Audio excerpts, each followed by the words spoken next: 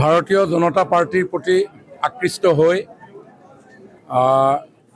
কংগ্ৰেছ দল, অসম জাতীয় পৰিষদ আৰু কেইবাটাও জাতীয় সংগঠনৰ বিভিন্ন দায়িত্বত কাৰ্যনিৰ্বাহ কৰা বহু লোকে আজি ভাৰতীয় জনতা পাৰ্টিত যোগদান কৰিছে।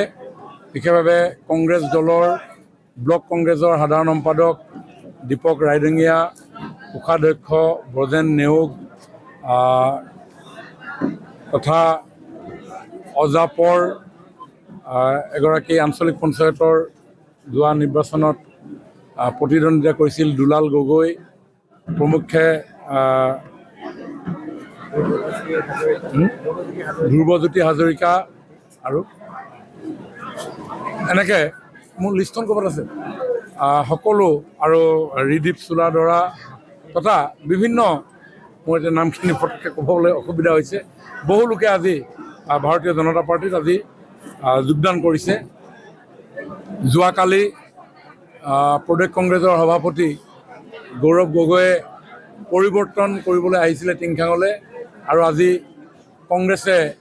কংগ্ৰেছৰ নেতৃবৰ্গই তেওঁৰ যাত্ৰাটো আজি পৰিৱৰ্তন কৰি পেলালে আৰু হিমন্ত বিশ্ব শৰ্মা ডাঙৰীয়াৰ জন আশীৰ্বাদত জনতাই আজি টিংখাঙত বিজেপিক আশীৰ্বাদ দিছে।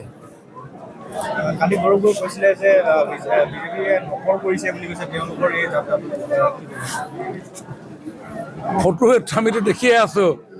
যোৱাকালি তেখেতে টিংখাঙলৈ আহিছিলে পৰিৱৰ্তন বিচাৰি, আৰু কংগ্ৰেছৰ এইসকল নেতৃস্থানীয় লোকে গৌৰৱ গগৈৰ নেতৃত্বত যে অসম সুৰক্ষিত নহয়, কংগ্ৰেছ সুৰক্ষিত নহয়, আৰু তাৰ কাৰণে পৰিৱৰ্তন বিচাৰি আজি ভাৰতীয় জনতা পাৰ্টি তেখেতসকলে যোগদান কৰিছে।